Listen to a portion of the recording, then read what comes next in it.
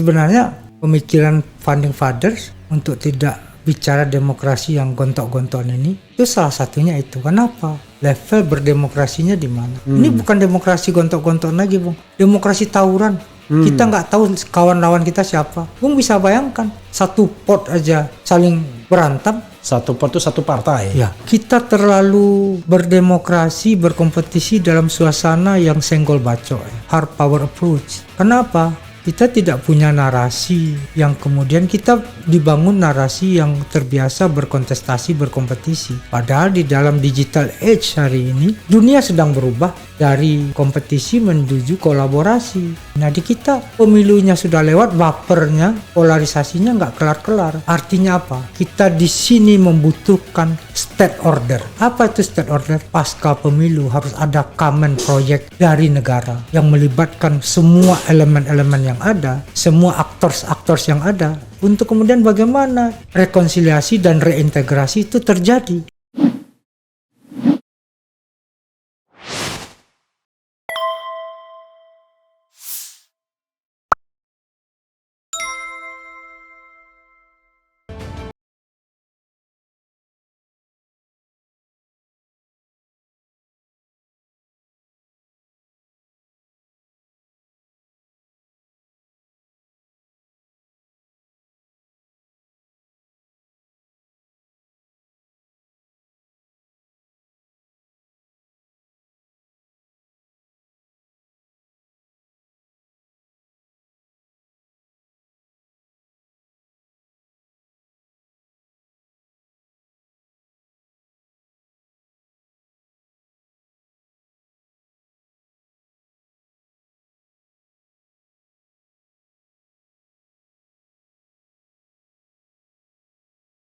Gunanya kita berpemilu demokratis, tapi hasilnya tidak ditentukan oleh suara rakyat, tapi ditentukan oleh suara yang bisa membuat yang A jadi B, B jadi C, dan lain sebagainya. Ya, sebenarnya pemikiran founding fathers untuk tidak bicara demokrasi yang gontok-gontokan ini itu salah satunya itu. Kenapa? Level berdemokrasinya di mana? Ini bukan demokrasi gontok-gontokan lagi, Bung. Demokrasi tawuran. Kita nggak tahu kawan lawan kita siapa. Bung bisa bayangkan satu pot aja saling berantem. Satu pot itu satu partai. Ya. Gitu. Kan semua lawan semua ini. Ya. Nggak ada patternnya. Ya. Jadi konfliknya itu nggak bisa dikanalkan. Saling curigai satu dan lainnya. Oh, ini memang mabok tadi bikinnya, polanya nggak ada sama sekali. Kenapa nggak proporsional tertutup aja? Itu problem juga bagi kita. Kenapa? Karena partai ini kan proporsional tertutup. Partai kita yang satu sudah 70 tahun, yang satu sudah 50 tahun, yang satu baru daftar kemarin. Iya, iya. Nggak ada orang mau nyalek. Kenapa? Ini kan tidak equal, kecuali kita buat win-win solution seperti Jerman atau Jepang. Itu yang saya pernah usulkan. Ya, ada kuota untuk partai MMP, mixed member proporsional. Ya. Lebih sederhana. Ya. Tapi begitu dipresentasikan nggak paham. Karena soal Bung Refli terlalu ini. Dipikirnya berat gitu. Padahal MMP itu ringan sekali. Ya. Pokoknya kalau 50%, misalnya kalau tapi itu digugurkan oleh MK loh, Bung. 2009 itu kan ada. Enggak, itu bukan MMP. Bukan. Yang digugurkan MK itu yang ini, yang angka persentase. Ya, 30%. Ya, 30%. Dari kalau nggak nyampe 30% suara terbanyak. Bukan. Kembali ke partai. Iya, maksudnya digugurkan, lalu kemudian akhirnya suara terbanyak yang dimenangkan MK. Kan awalnya kan kita harus mendapatkan 30% minimal dari BPP. Ya. Kalau tidak 30% berarti akan kembali ke partai dalam pengertian urutan. Ya. Nah, sama MK kalau mau open PR system, ya kan? Ya Anda harus suara terbanyak, itu kata MK. Tapi kalau dia MMP beda, karena ada dua jalur kan? Benar. Nah, MMP ini sebenarnya titik kompromi antara kepentingan partai dan kepentingan konstituen sesungguhnya. Tapi nggak pernah laku MMP itu. Mungkin warming up-nya kurang atau dakwah sosialisasinya masih kurang. Nanti Iya, susahnya kita kumpulkan nanti. menghadapi orang-orang yang nggak paham. Begitu kita jelaskan MMP udah pusing kepala. Padahal MMP itu jauh lebih simple dibandingkan sistem sekarang. Ya. Let's say kalau MMP, misalnya di dalam MMP itu tergantung nanti berapa proporsi. Kalau Jerman kan nasional dia. Ya, nasional dia. Nah, kalau nasional, maka elit-elit partai itu sudah pasti terpilih. Ya. Jadi separuh list nasional, lalu separuhnya list Popular dapil. vote. Ya, tapi list dapil itu nanti misalnya kalau misalnya anggota DPR itu 575, katakan let's say 600, maka 300 dapil dan 300 list nasional. 300 dapil ini, setiap dapil cuma satu, ya kan, kursinya. 300 list nasional, lu turunkan aja 1 sampai 300. Jadi kalau partai mendapatkan 10 kursi di list nasional, ya otomatis dia ketua-ketua partainya udah pasti terpilih. Ya. Dan itu merupakan semacam reward lah Ya. bagi pengurus partai. Jadi dia nggak perlu susah-susah, dia cukup membesarkan suara partai. Bukan nggak perlu susah harus. Susahnya berbeda. Iya, susahnya Fokusnya berbeda. membesarkan partai. Ya. Untuk dirinya sendiri sudah selesai. Biar partai juga tidak yatim piatu. Kan Iya. ini komplainnya partai cuma datang saat pemilu. Wah, itu juga. Nah, kalau di sana Angela Merkel dulu misalnya, dia ada list nasionalnya, Ya. tapi list yang lokalnya ada juga. Jadi dia bisa maju nasional, bisa maju lokal. Whenever dia menang di lokal, Dia bisa jadi anggota DPR sebagai representasi dari ya lokal. nasionalnya buat jatah orang lain. Ya. Ah, kayak gitu. Cocok. Tapi ini nggak paham orang. Boleh. Habis ini Nasdem akan manggil. Kita undang kasih kuliah umum dulu. Kasih pencerahan. Jadi MMP itu paling enak sesungguhnya. Jadi kayak Bro Willy, DPP itu udah pasti terpilih semua. Jadi partai itu nggak pusing. Jadi siapapun yang ingin didudukkan sebagai wakil rakyat bisa masuk list nasionalnya Ya, itu. ini bukan brutalitas, bukan predatory demokrasi jadinya. Iya. Kita Jadi mau terjebak pada predatory nah, demokrasi. sementara orang yang pengen popular vote karena dia bukan elit partai ya berjuang di situ, Oke. ya kan? Jadi kalau misalnya ada 10 partai yang atau 16 lah kemarin. Di dapil itu cuma 16 nama. jangan terlalu lebay juga. Kalau sekarang kan 160 nama kan? Sobat Era, habis ini fraksi Partai Nasdem akan undang Bung Refli Harun untuk kasih kuliah umum tentang kepemiluan ini. Tentang MMP ya. Saya pernah bikin buku kecil, nanti mudah-mudahan saya ketemukan naskahnya tuh. Ya. Mixed member proporsional gitu ya. Waktu saya di Cetro dulu, kita propose MMP tapi nggak laku. Orang pilihannya cuman terbuka, tertutup. Ekstrim banget pilihannya. Bukan, itu kalau di dalam ujian benar salah. Benar. Kalau ini ABCD. ABCD. Oke, Bung. Terakhir tak? Ya, terakhir ya. Biasanya Refli Harun memberikan kesempatan kepada tamunya untuk a closing statement. Dan closing statement itu bisa sejam sendiri, silahkan.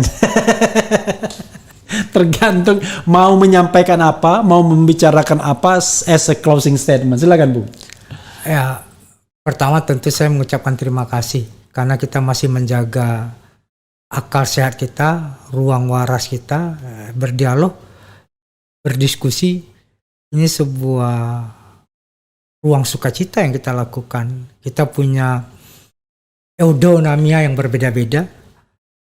Sama Bung Refli kita ketemu untuk merayakan diskusi. Kalau dulu kan aksi, diskusi, dan refleksi. Nah, ini ruang kenapa saya ingin datang ke podcast ini ya kita berdiskusi ya di sinilah. Kemudian untuk senam-senam untuk memelihara akal sehat kita.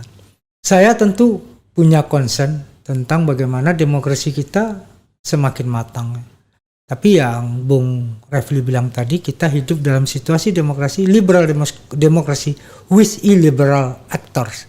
Itu yang menjadi catatannya. Jadi abuse of power on democratic country, the prominent actors, ya seperti yang Bung Refli bilang tadi. Nah, sejauh apa kemudian ini bisa terjaga? Inilah yang kemudian sama-sama partisipasi publik. Itu penting mengawal itu. Lembaga-lembaga swadaya masyarakat, NGO, ormas-ormas itu penting untuk kemudian mengatakan batasan. Kalau tidak, kepercayaan terhadap sistem demokrasi itu menjadi tambah turun. Nah, kalau seperti itu, tentu banyak hal yang akan mengancam kita sebagai sebuah eksistensi negara demokrasi. Pakem-pakem seperti inilah yang harus kita pelihara secara bersama-sama untuk meminimais abuse of power. Abuse of power itu selalu ada di dalam negara demokrasi manapun, tapi tidak brutal dan banal. Yang kedua, sahabat RH, saya ingin mengajak kita terlalu berdemokrasi, berkompetisi dalam suasana yang senggol bacok ya. Hard power approach. Senggol bacok ya, Iya. silakan. Senggol bacok. Kenapa? Kita tidak punya narasi yang kemudian kita dibangun narasi yang terbiasa berkontestasi, berkompetisi. Padahal di dalam digital age hari ini, dunia sedang berubah dari kompetisi menuju kolaborasi. Jepang, Skandinavia, itu orang berkompetisi sebuah keniscayaan, tapi setelah itu berkolaborasi. Nah di kita pemilunya sudah lewat, bapernya, polarisasinya nggak kelar-kelar. Artinya apa? Kita di sini membutuhkan state order. State order. Apa itu state order? Pasca pemilu harus ada common project dari negara yang melibatkan semua elemen-elemen yang ada, semua aktors-aktors yang ada, untuk kemudian bagaimana rekonsiliasi dan reintegrasi itu terjadi. Kita harus mengumpulkan semuanya. Kita bisa berkaca pada Amerika yang hari ini sama-sama memiliki natif yang beda-beda tipis 11-12 dengan kita, berbangsa-bangsa, berbeda agama. Untuk kemudian pemilu bisa kita laksanakan dalam suasana sukaria dan sukacita. Nah, proses inilah yang kemudian menjadi catatan bagi saya untuk kemudian ayo kita mengurus high politik juga. Tidak hanya berhenti selalu pada proses low politik, yaitu kontestasi, urusan politik, partaian, pemilu dan golongan. Tapi siapa yang kemudian melanjutkan mimpi-mimpi besar para pendiri bangsa untuk kemudian menjadikan Indonesia ini benar-benar sebuah negara yang the imagine community, ya bangsa yang harmonis, bangsa yang benar-benar menjadi tempat persandingan dari semua pusparagam yang ada. Nah, siapa yang mau konsen pada hal ini? Jadi tidak hanya kemudian selalu merayakan perbedaan, tapi juga harus menemukan titik-titik benang merah dari persamaan kita sebagai negara bangsa apa. Yang terakhir yang ingin saya tandaskan adalah demokrasi kita sering terjebak pada proses yang sifatnya formalitas. Disinilah kemudian kita harus membuka ruang seluas-luasnya untuk ya kapan kita mengedepankan pendekatan yang lebih metodologis, yaitu dialog. Saya melihat hari ini ya satu berkonspirasi dengan satu lainnya, satu berpraduga dan berprasangka pada satu lainnya. Karena tidak ada ruang-ruang dialog yang saling egaliter, saling terbuka satu sama lain. Saya bersyukur bisa berdialog dengan Bung Refli Harun. Terakhir kami berdialog itu 2019 di UCOGM. UC, University Center. University Club. Oh, University Club. Itu saking lamanya.